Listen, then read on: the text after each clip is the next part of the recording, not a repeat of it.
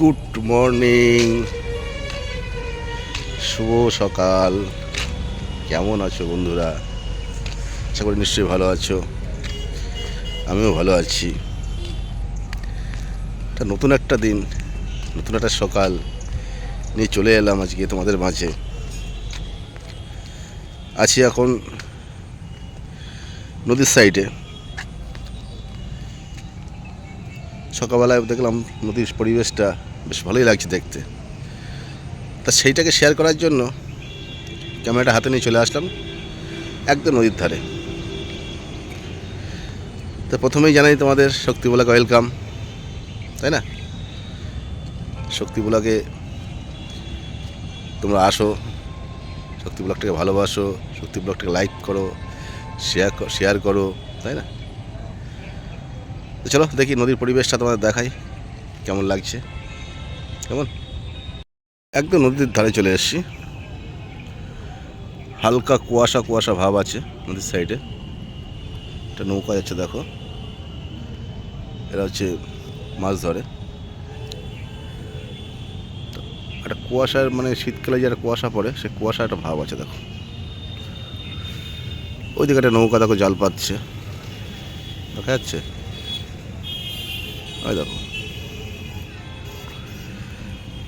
নদীর মাঝখান থেকে জাল পেতে সব ভর্তি করে দিয়েছে।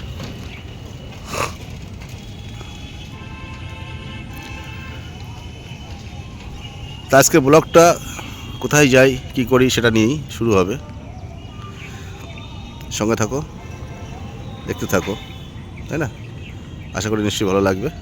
চলো যাওয়া যাক তাহলে অফিসের দিকে। চা খেতে এসেছিলাম, চা খাওয়া শেষ, নদীর সাইড থেকে শুরু করলাম ব্লগটা। চলো যাই এবার। রান্নাবান্না কমপ্লিট করলাম। ভাত আছে, আমের চাটনি আছে, পটল ভাজা আছে, ডাল আছে, আলু পোস্ত আছে। এই হচ্ছে খাবার আজকে আমাদের দুপুরে খাওয়া দাওয়া এটাই হবে। দুপুরে রান্নাবান্না করে খাওয়া দাওয়া করার পরে ছোটো একটা ঘুম দিয়ে দিলাম। এবার যাবো নিচের দিকে চা খেতে। চা খেয়ে আসি, চলো কী হয়। আসতে ডিউটি হবে হলো না, আমাদের তো হুটপাট ডিউটি, কিছু বলার নেই। হ্যাঁ, এই বসে আছে, এই রেস্ট, এই ডিউটি। চলো নিচে হয়ে যায় দেখি চা খেতে।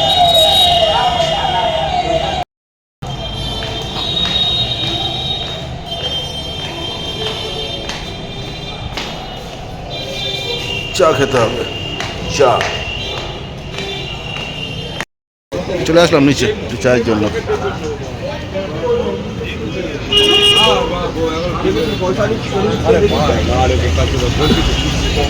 এই তো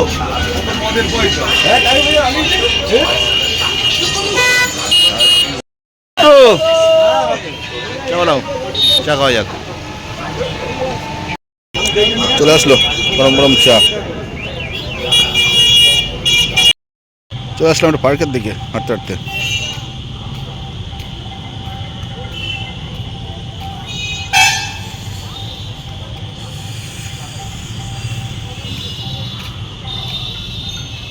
চাটা খেলাম, চাটা খেয়ে পার্কের থেকে ঘুরে আসি, তো হাঁটতে বেরিয়ে গেলাম।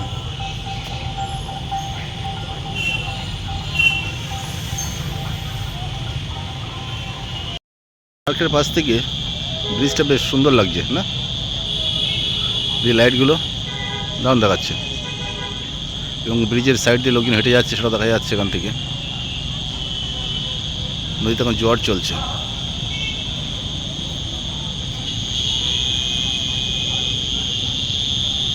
পুরো পার্কের দৃশ্যটা, এই সাইডটা অন্ধকার আছে, এদিকে আলো।